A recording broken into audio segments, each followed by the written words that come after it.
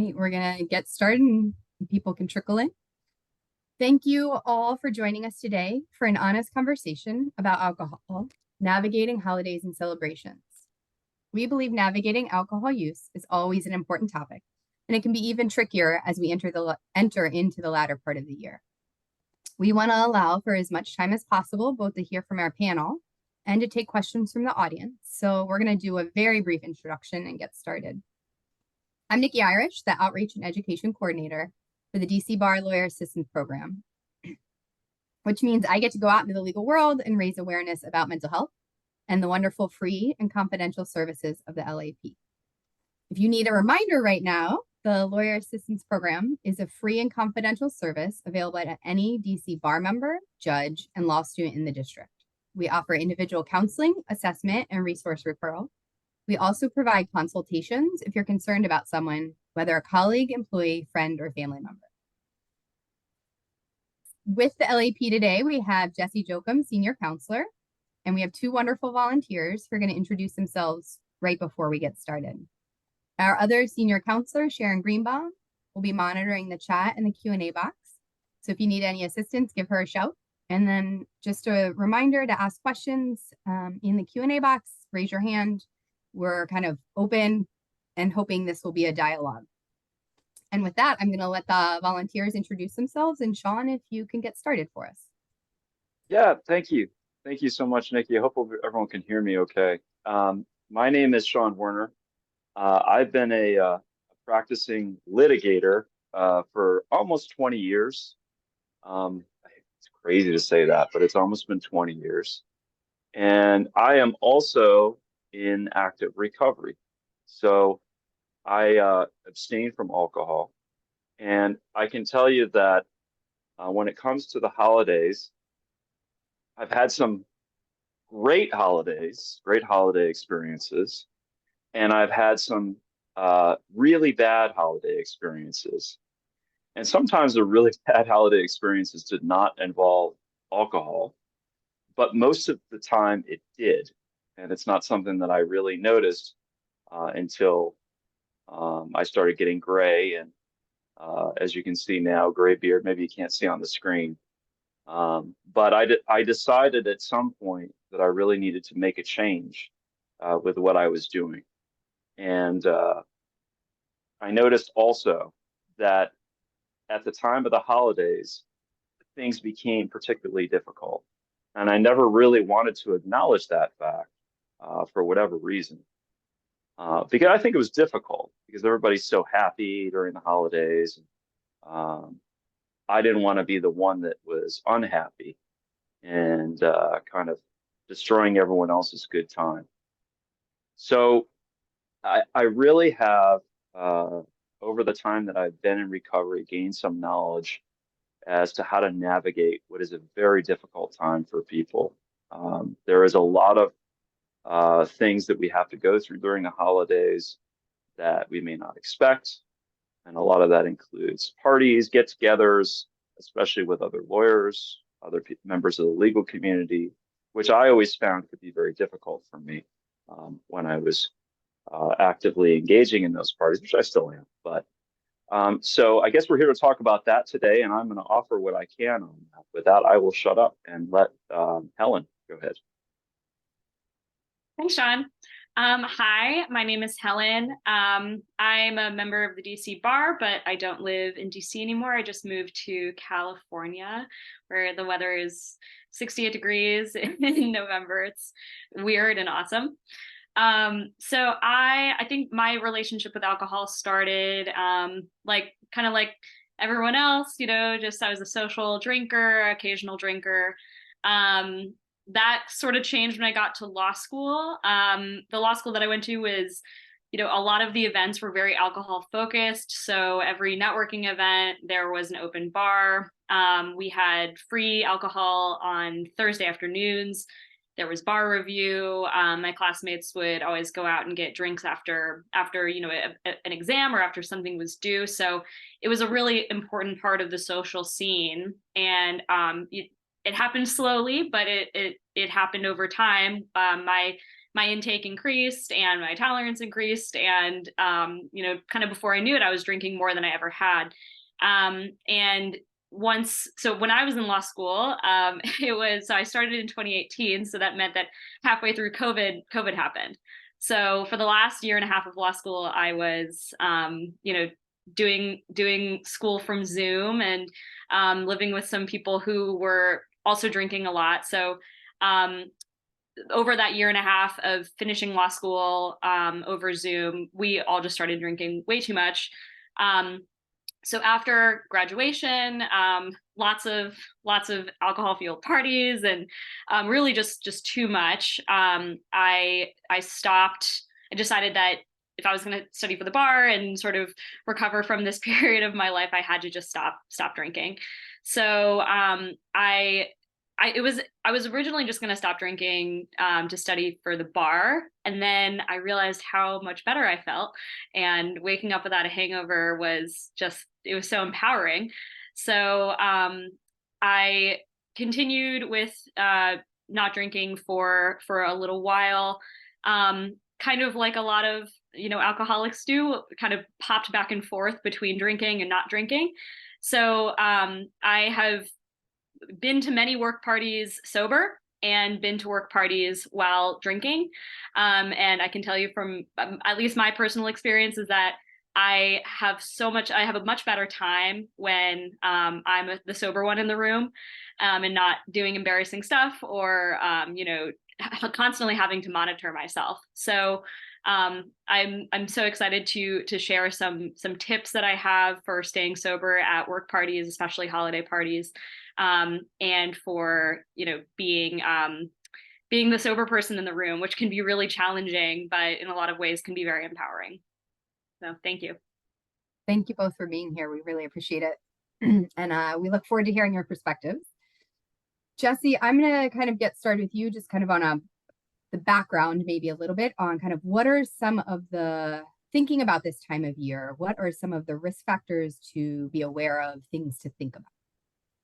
Absolutely. So first of all, I'm going to just say the caveat. I'm going to start this. It's probably going to sound like a little bit of a downer, but I think we need to acknowledge the circumstances that contribute to unhealthy drinking.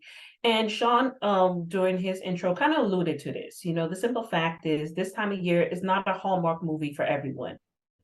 For many people, this time of year is a lot of stress, dealing with family gatherings, whether you're navigating, still working, closing out cases, dealing with a lot of anxiety. This also can bring up a lot of feelings of grief if you've lost someone and approaching the holidays without them, a lot of depression, and unfortunately, a lot of suicidal thoughts. So this is a challenging time for many people. It's not always a happy time.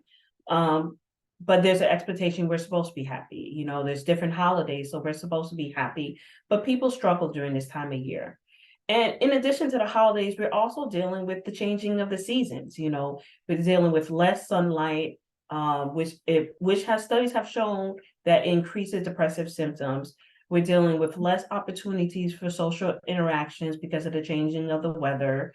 So if you're someone who lives alone or doesn't have a lot of family, so this may be a time where you're spending more time by yourself. So again, with all of those things kind of together, it really lends to people developing unhealthy relationships with alcohol. Thanks, Jesse. I think it's important to think about those things in addition to there are challenges for people, right, who are caught in the celebratory feeling. So it can be both, right? Or peer pressure to be celebratory. So I guess for thinking about the volunteers that I'm going to start with Helen, maybe. Are there things we can think about as we prepare kind of for this time of year? I think that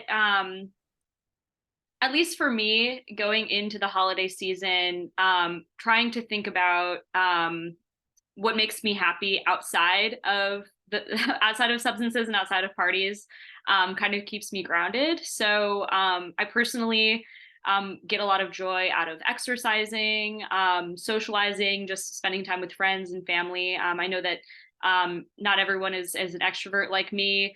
but just finding something that makes you happy, keeps you grounded, and so you can continue doing that during the holiday season, even when things get hard. I just moved across the country, and my family is going to be coming here for Thanksgiving, which I'm excited about, but also kind of nervous about. My family really likes to drink. They really like to do all kinds of crazy stuff during the holidays, and I'm gonna have to find my own joy, doing my own thing. So I'm just gonna make sure I'm exercising every day and reading books and going on walks.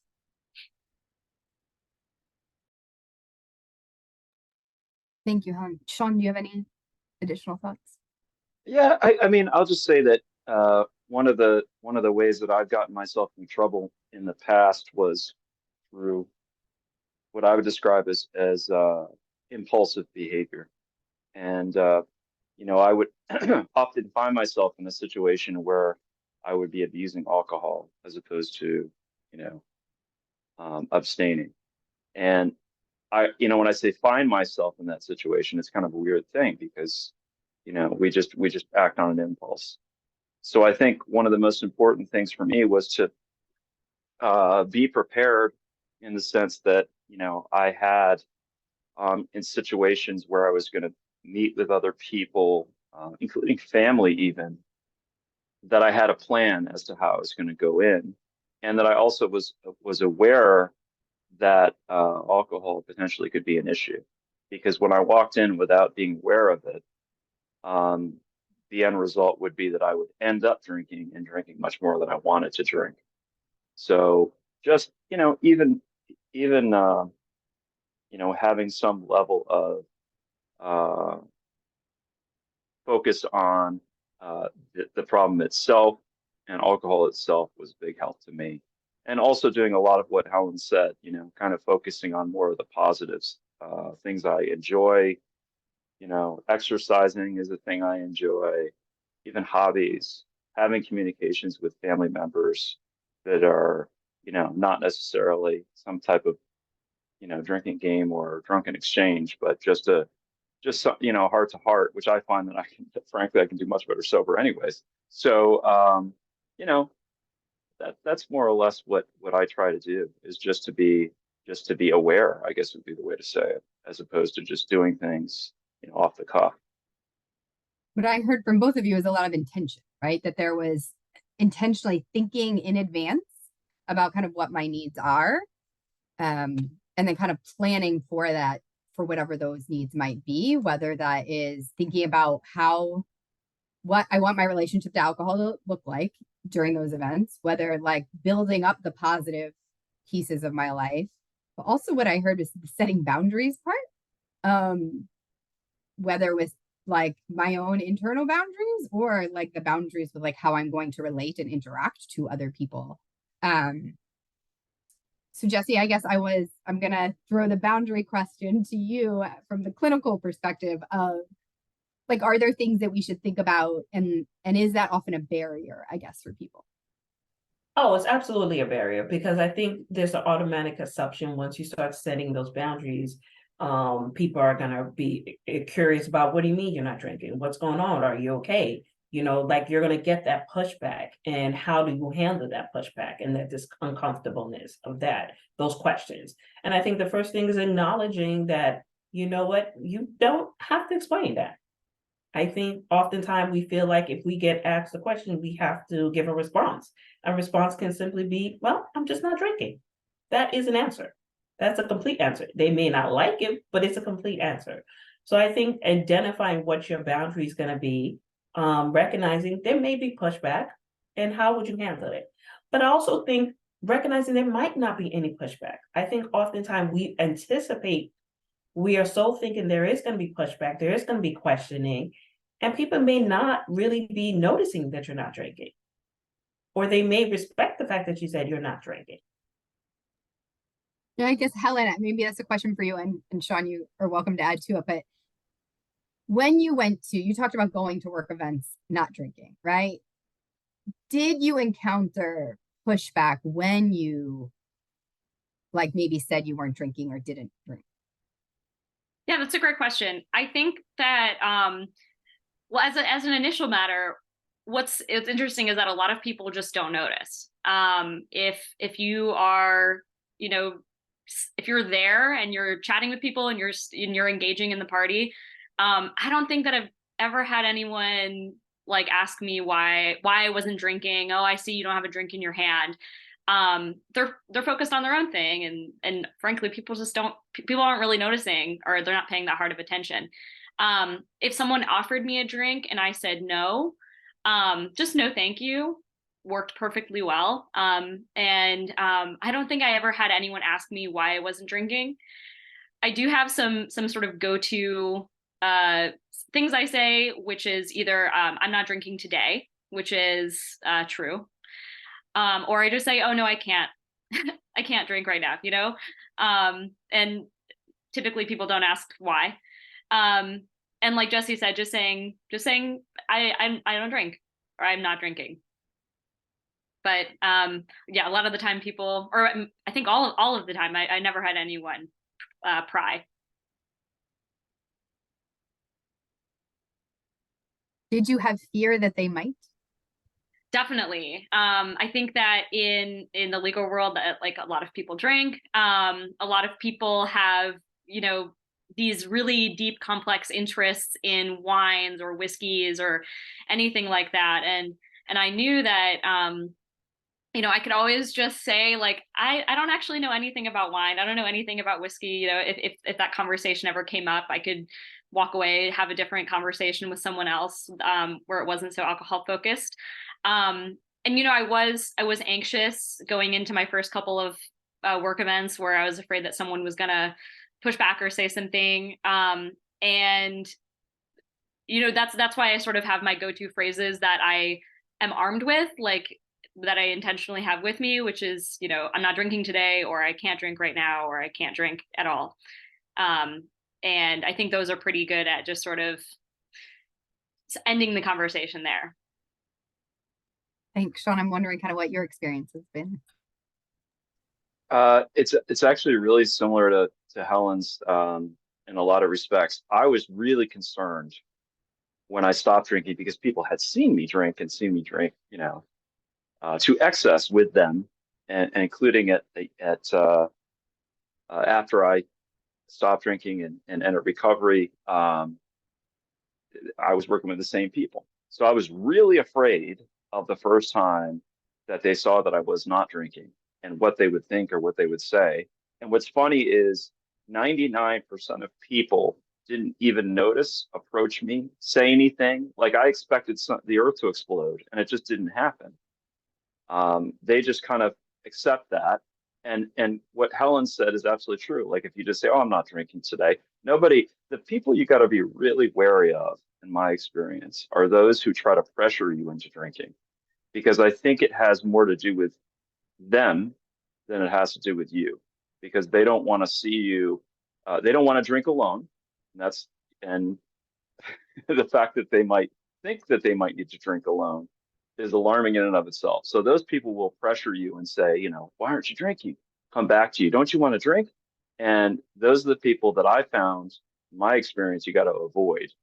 But as far as having to explain myself, I had been sober for a while before anyone really approached me and said, "Are you drinking?" And then it was in the context of a non-party environment where they said it. So it's not something where I think at a party, people just, are not. And I think before I was thinking way too highly of how often people were noticing me at a party. They really weren't. They weren't noticing me at all. So that was kind of my experience. And it sounds like Helen had the same type of experience, and that the fear was unfounded, which is true of a lot of things when it comes to this. So. True of life in general, right?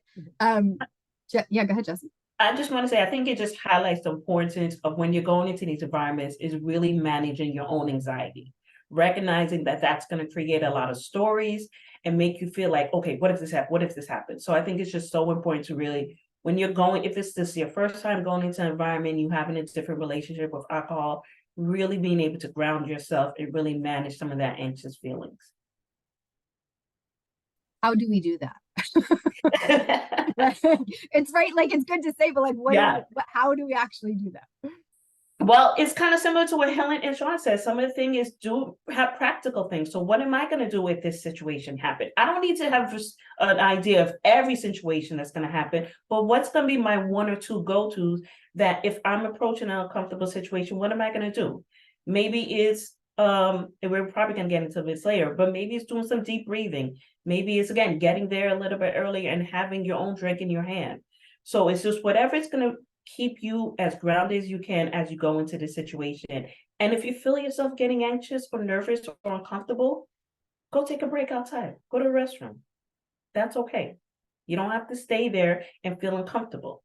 Go give yourself 5-10 minutes to ground yourself and come back into the situation. I'm going to connect this a little bit.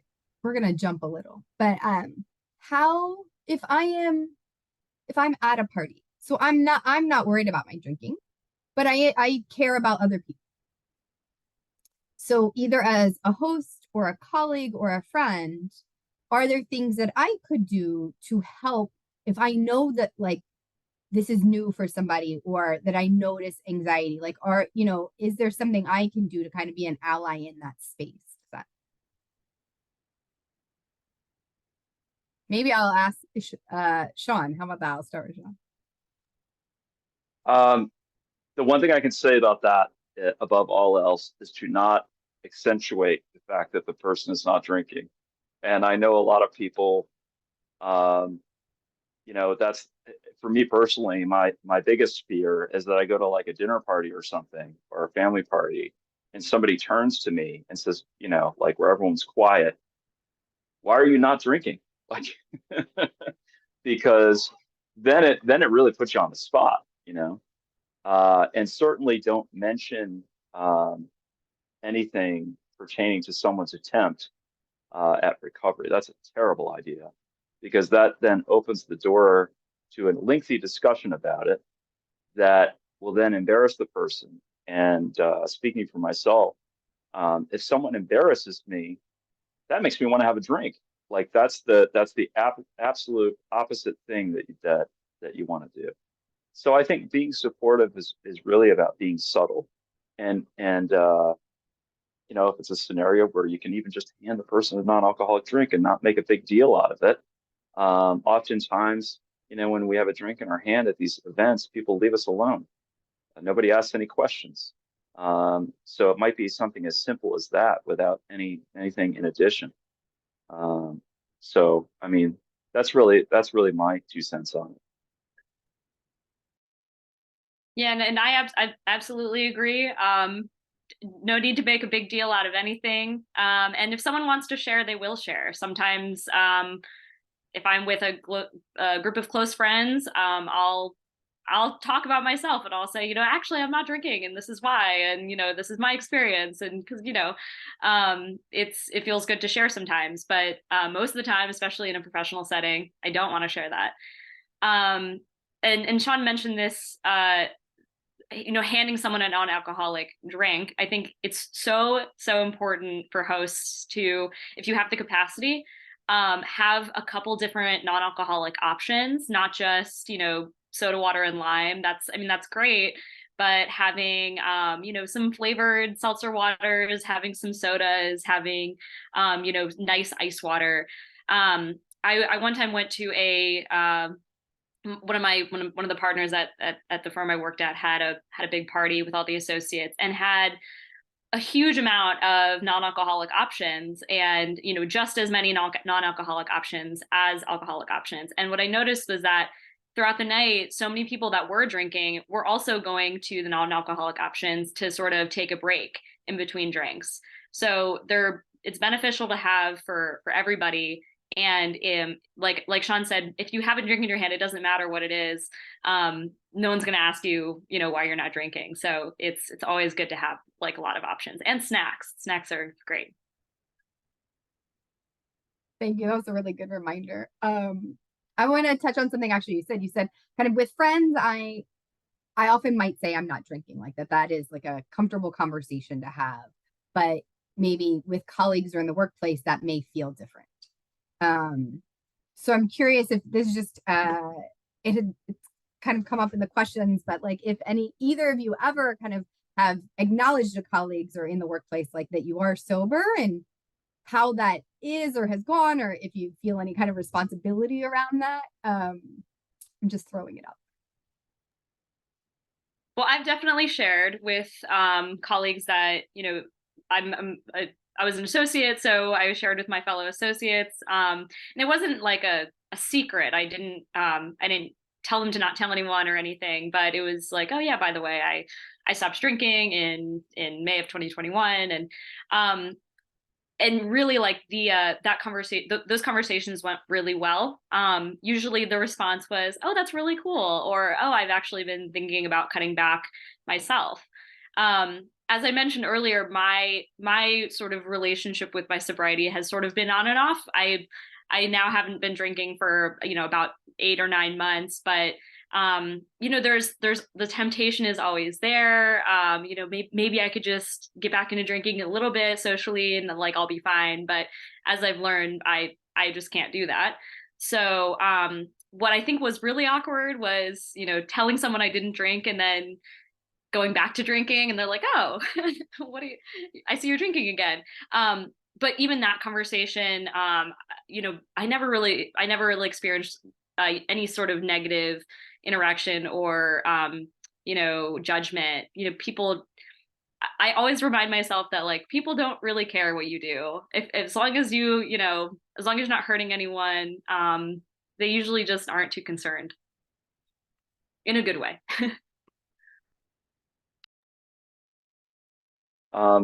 My experience has been really funny, and it's been similar to Helen's, but so I had been sober for a while when I had one of the partners of my firm approach me, and we're of roughly the same age. They're a little bit older than me, and they said to me kind of like they were more nervous about asking me than I was about telling, which is really interesting because I would have seen it as being the opposite because I had like this again, this false, and Jesse brought it up earlier, like this anxious picture in my mind about the first, are they going to call me in for a meeting? Are we all going to sit down and we're going to have a in detailed discussion about my drinking habits and why it's changed and all this kind of stuff? None of that happened. And the funny part is this, he came in and he asked me, I noticed something. Are you not drinking anymore? And I said, no.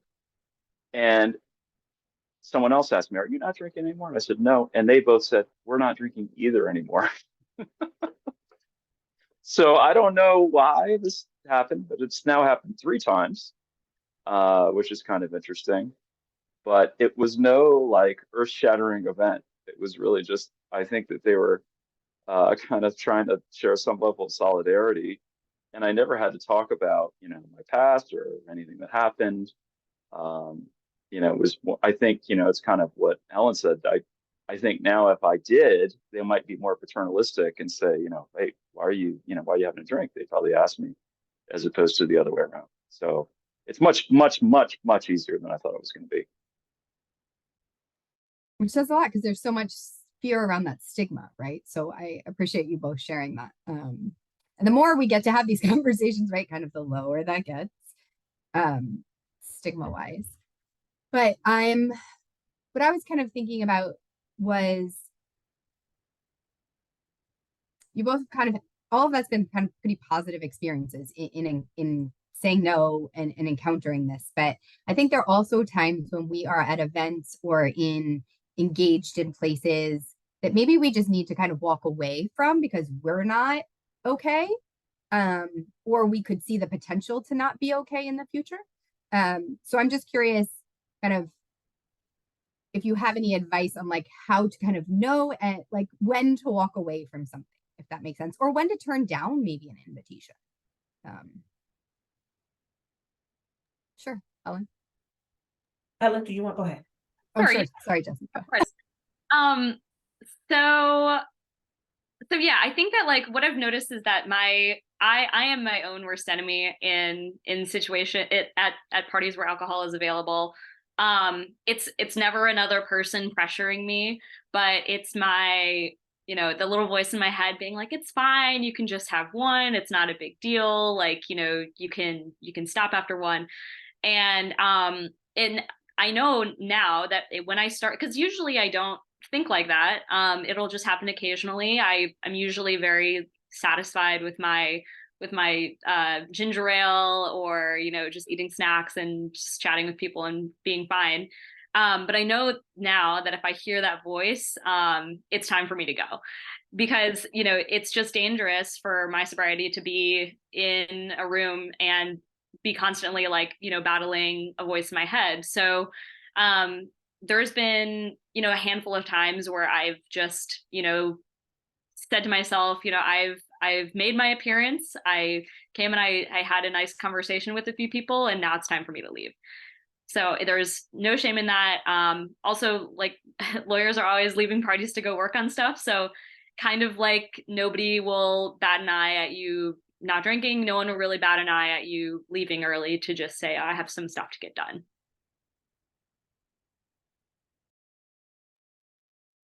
I have three things to add to that. First of all, um, one of the things I always anticipated when I got sober is how boring things would become.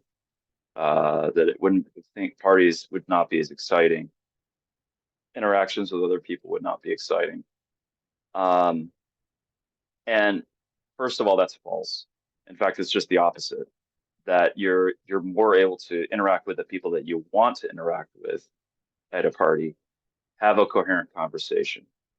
You're not really aware, at least initially, how alcohol's impacting you, and how you're not able to really hear what the other person has to say, whereas you're a much more efficient listener if you're not drinking. So you can engage in a real conversation. And I also thought like people would be like, we don't want this guy around anymore. He's boring. When in fact it's just the opposite. People invite me to more stuff as a result of this, which I was shocked by. I always thought it would be just the opposite. Again, these strange expectations. Second of all, I never really realized how like a 4-hour party can be one of the most interesting and yet boring things simultaneously. It's interesting because when people really get into it and you can observe them when they're drinking and somebody's getting drunk, you have one perception when you yourself are drinking, you have quite another when you're not. And you kind of are like, oh my God, like I can't believe he just said that. And it kind of has this weird effect on you where you're almost like at the zoo watching watching people, and it's really crazy. But it also gets pretty boring pretty fast. And I since I entered recovery, I found myself leaving parties earlier a lot, and nobody notices. Nobody ever notices. I mean, sometimes they say, "Oh, are you leaving already?" And I usually have a ready excuse. So I've got to get home because I got to get up early in the morning, which every lawyer always accepts as Bible truth because we're always getting up early in the morning. Or, I have to go pick up my son. I have a young son. I've got to go pick him up, things like that. Nobody ever says anything. And I can tell you this, that it is so much better to wake up the next day and not have a hangover and be completely clear-headed than to wake up as I used to when I'd go to these parties and feel like crap. And if it was particularly on a Thursday, I'd be dreading it. Like, how am I going to make it to work the next day? Well, now it's not a problem. So, that's a really great bonus to all of that.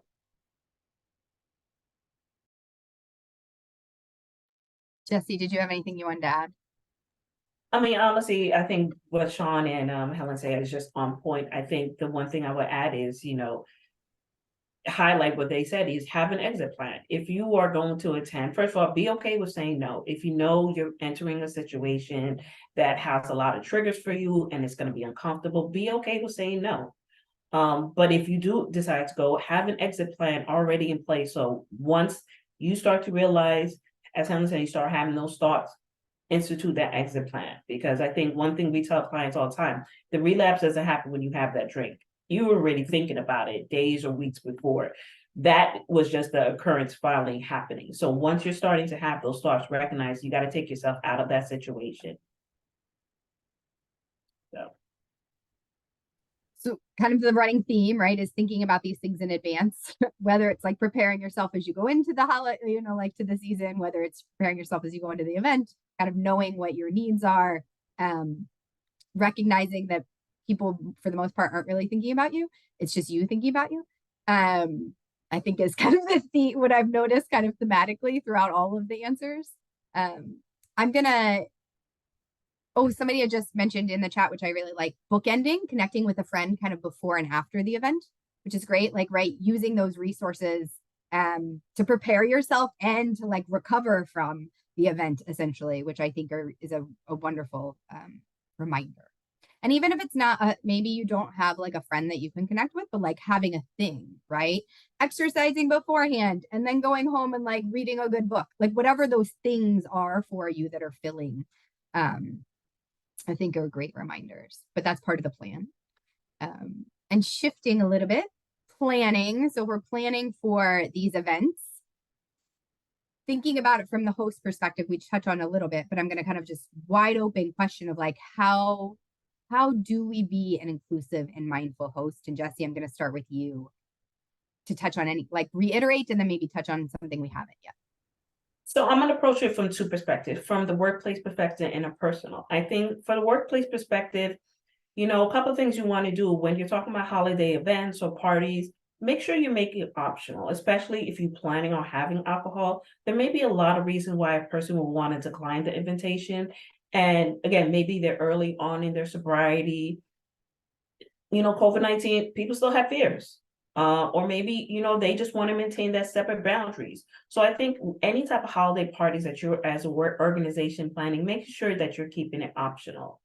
Of course, as Helen, I think, and Sean mentioned, making sure that when you're at the events, everything is not centered around alcohol. Have the same way we are cognizant of people not eating meat. We have vegetarian options. We should have fun options for drinks. It shouldn't just be a can of soda or juice. People during the holidays are very elaborate in drinking options. You should put that same effort with regard to options for non-alcoholic drink. And if anything, be okay with having some dry events. If you are as a host, don't drink, okay, that's the event I'm having. And if you want to just have it because you want to be respectful, you're aware of some of your guests, have a dry event. And I think the last thing I want to mention is, framing how the event is, is this an event that's going to be centered around drinking, or is this the event that's going to be centered around connection? I think it's how you're framing it, the venue, you have to be mindful of also venue. If you're hosting an event that's where a place has a back room, but is also connected to a bar, that can be very uncomfortable for certain guests. So they may not want to attend. So it also may have to even think about where you're hosting an event. I think those are all things as a host to really just be cognizant of, to allow your guests to feel welcomed and feel like whether they don't drink or whether they have a moderation drink, they can attend the event and not feel pressured.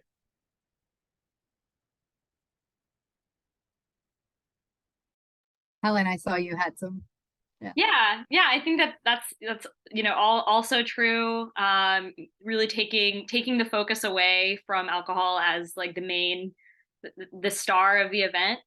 I personally find so much about parties to be really fun, and I love hosting game nights for my friends.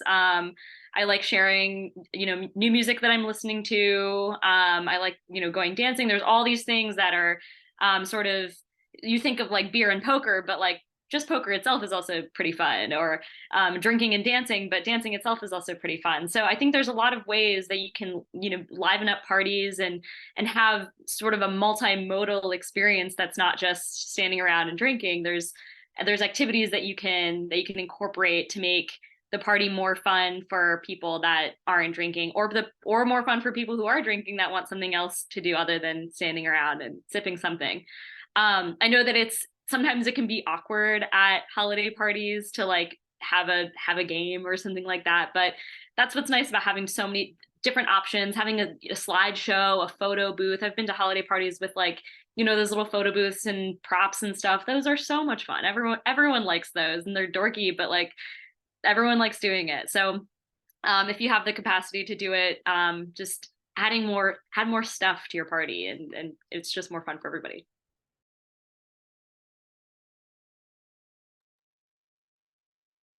I don't have anything to add. That they covered it completely. I just, yeah, like a trivia event, something like one of the things my office has done is we've had trivia events where they're kind of hilarious because they'll be, what person has this middle name in the firm, like, things like that other people don't know that maybe, things like that. Uh, you know, different types of games that don't necessarily involve alcohol, but could involve alcohol. Kind of what Helen said. It adds to, you know, it provides an option for everybody. I think the key, right, is just being slightly more creative than like this very simplistic option. And I just wanted to kind of reflect the comments in case people weren't noticing those. But so somebody had mentioned that they offer kind of attractive non-alcoholic options, right? So more than just soda and flavored seltzer. I was talking to David Jaffe at Washington College of Law. Like they just do a mocktail like event, which I'm actually going to go to on Friday. And they offered it for the first time last year, and it was like very well received. Everybody had a great time. There's no alcohol, just fun drinks. And then there was also kind of the comment on thinking about, as Jesse was saying, like the venue, right? So breweries and wineries are not necessarily the place you might want to think about hosting events if you are trying to be mindful and inclusive. So just thinking about those spaces can be really important. Is there anything language wise like to think about for firms or friends, whomever it is, as you discuss and kind of like advertise the event?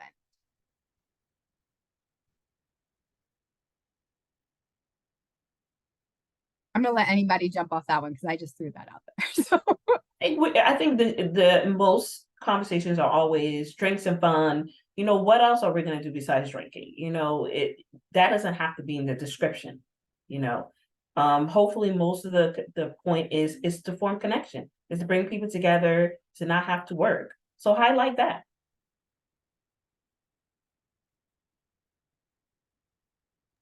thank you. Is there anything else that you all would suggest people think about if they want to be supportive of someone in recovery kind of during this time of year in these spaces? I think as applies to, like, as we've mentioned before, just not prying, not asking too many questions. If someone wants to share, they'll share. But then, like, on the flip side of that, being an open ear if someone wants to share things with you, and just listening with an open mind, open heart, being empathetic and not judgmental, because sometimes people do want to share and people do want to talk, and if you just listen and provide them the support that they're sort of asking for, then they're more likely to come to you with other sort of things that they want to share. So I know that I personally, there are certain people that I used to work with that, like, I would tell that I wasn't drinking, and then, like I said, I never had sort of a bad reception, but it really brought us closer together because they were so nice and awesome about it. So then I, went to them more often with questions about work and other things like that. So you can really form bonds over things like that just by listening and providing support that people ask for.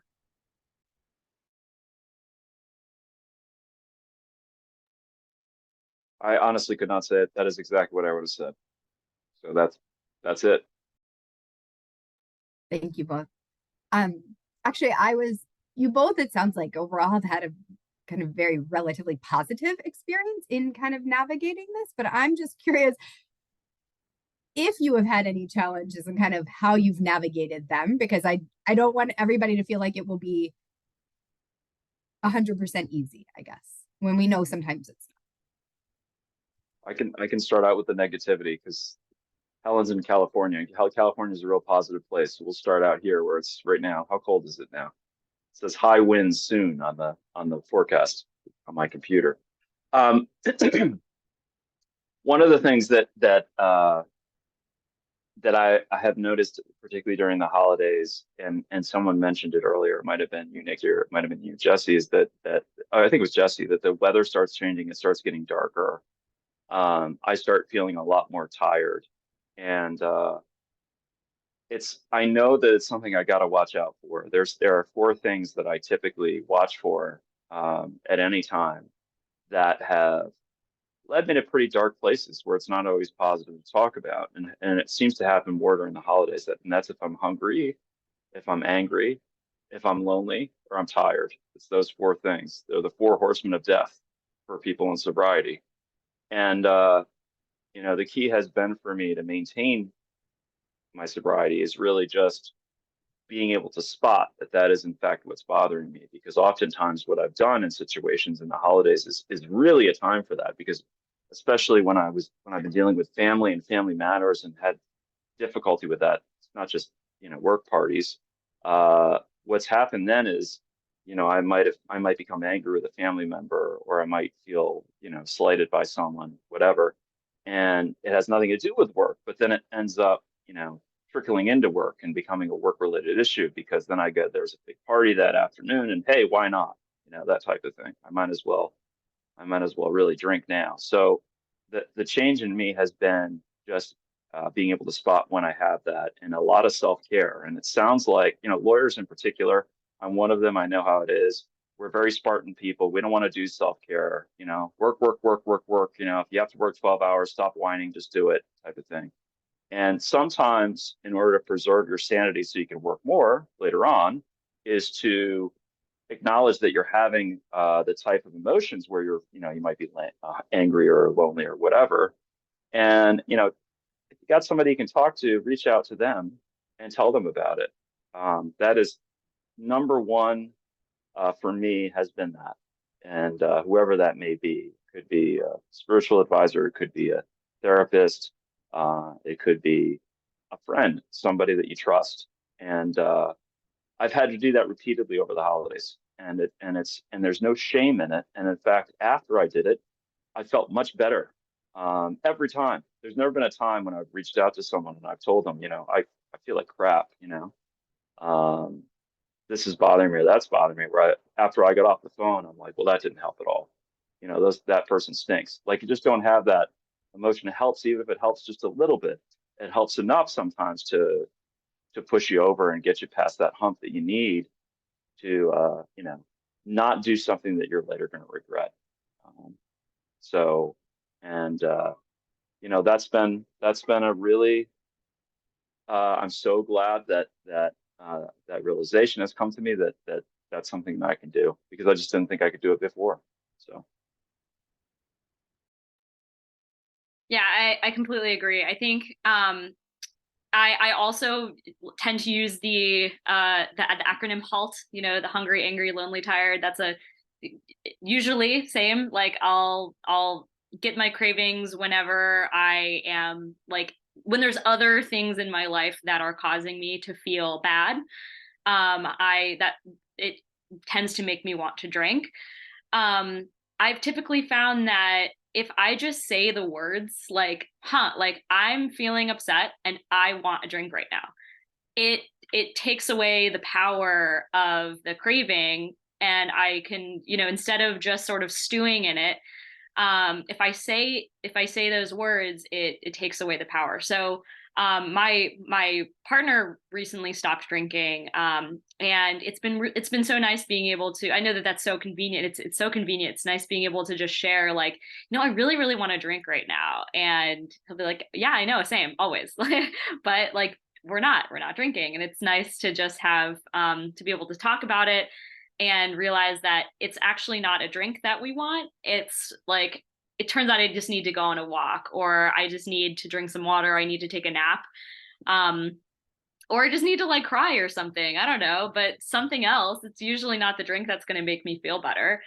Um, because ultimately, like, my life is so much better not drinking. It's something I forgot to say earlier was that I've done work parties while drinking and while not drinking, and I feel so much more powerful when I'm not drinking, because, as Sean mentioned, like, later and later in the party, people start to say things, and everyone just gets a little bit messier. But you're not like when you're sober, you're the person in the room who has the most control over their own actions. And I didn't think I could have fun being that person, but it turns out like totally can. So some kind of to go back to triggers and sort of dealing with those and self-care, something that I like to do is just cut myself slack in other ways. Like if I'm at a holiday party and there's a whole table of desserts and an open bar, I'm gonna go park myself near the dessert table and like eat 3 cookies, because like I'm already exercising enough self-restraint not drinking. Like I'm not gonna also force myself to not eat dessert. So, and also you're saving the calories by not drinking. You can have more desserts. It's less of a big deal. So yeah, just cutting yourself slack, taking care of yourself, and recognizing triggers and finding power in sobriety. Those are great answers. Thank you both so much. And I'm going to connect to that from an external kind of standpoint of maybe Jesse, I'll start with you and then anybody wants to interject, but kind of if I'm concerned about somebody, I've noticed something at an event, at a party that like raises some red flags for me. What steps should I take if I am concerned? And then we'll kind of open it up to questions as well. Absolutely. So I think, as the saying as it goes, if you see something that's concerning, say something. Maybe that event is not the time. Maybe the person is not in a place where they can receive the message, but be okay with going to them the next day. Say, hey, listen, you want to grab a coffee? And express your concerns. Express what you saw. Express what your concerns are, and express how you could support them. Try to stay away. Again, I always tell people to try to stay away from labeling. You don't want to personalize this experience. Your experience is your experience, and what they were experiencing is different. You want to keep this as much as possible about, what you notice, what your concerns are, and really saying, how can I support you? Maybe it's talking about the Lawyer Assistance Program. Maybe it's talking about a different type of support. But again, it's just reminding it that I'm concerned and I want to be able to support you.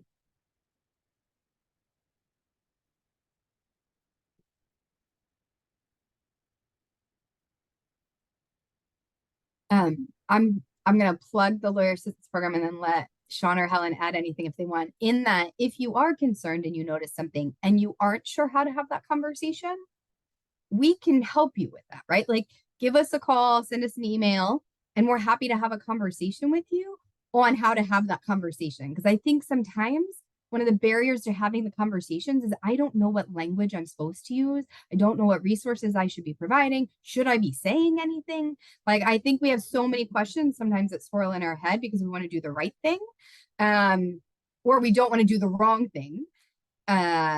Attorneys, that that might be a barrier.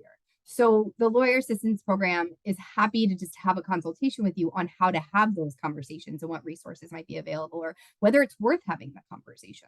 And then Sean or Helen, if there's anything you want to add. I've never personally been in a position where I felt that I had to have a conversation with a colleague about their alcohol intake.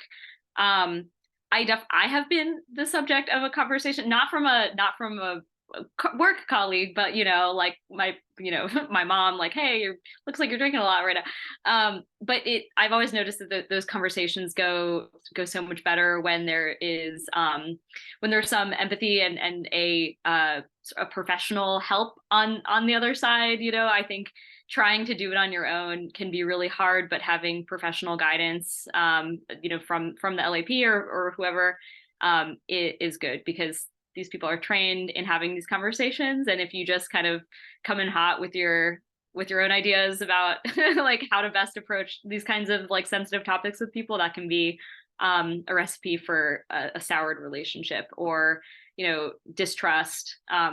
So just be armed with like with guidance on how to actually do it.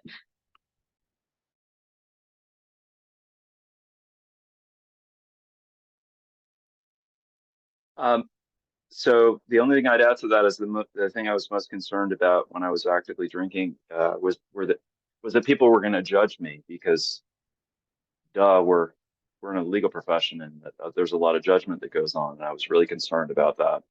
So I didn't want to talk to anybody about it at any point. I was so often forced to talk to people about it, but I didn't want to talk to anybody about it voluntarily because of that. And so, I mean, just to pair it basically with what Helen and Jesse have said, the idea is that if you're approachable, you don't have to really say anything. The idea is that you be a sounding board for somebody that maybe needs help. And if they approach you and they want to discuss it, listen more than talk. I mean, that's number one.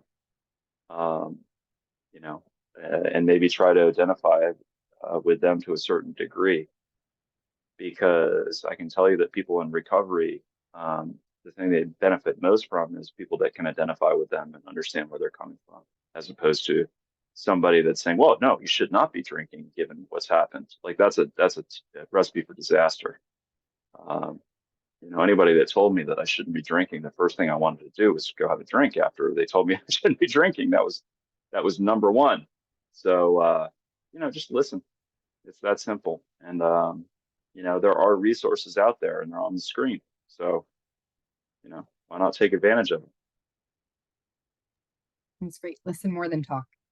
On that note, I have a final question for everyone, but I wanted to just kind of give a quick pause and see if there's anybody in the audience that had any questions you want to make sure we hit in the next 2 minutes. And as we give time for that, I'll pose a question to everybody here. Just is kind of what one final thought do you want to leave everybody with? Jesse, we will start with you. I am going to pause for a second to wait and see if anything ends up in the chat, but you all can think about that answer. And if you don't see, go ahead. I will say this holiday season could be whatever you need it to be. Maybe it's a time for reflection. Maybe it's a time for relaxing. Maybe it's a time for celebrating. So let it be whatever you need. Don't feel pressure to participate in events if you don't feel like you are in that space. If you recognize you're leaning on things such as alcohol to kind of cope, again, ask for support. Maybe the support's not going to be the lawyers that support them the first time. Maybe it's going to be your primary. Maybe it's going to be a best friend. Maybe it's going to be someone of your faith. But reach out for support. Again, this time is challenging for a lot of reasons, and it's important to acknowledge that and get the help that you need.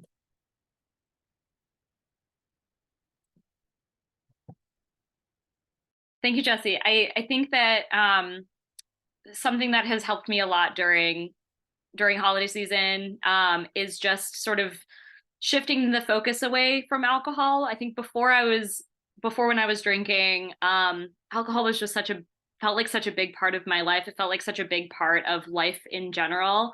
And it felt like, going to bars was like my primary way of socializing. And then going to parties and drinking was my main way of having fun at those parties. But it's just so helpful to shift your perspective just and zoom out a little bit and just sort of acknowledge how many other fun things there are to do during the holidays and just in life in general. Like there's great food at parties and there's lots of fun people and there's all this positivity that is not alcohol related. So just keeping an open mind, being creative, just like we were saying that hosts should be creative about having different kinds of options and things at parties, being creative yourself and building in your own comforts that are not substance related, especially during this time and going in with intention and like having a plan for comforting yourself.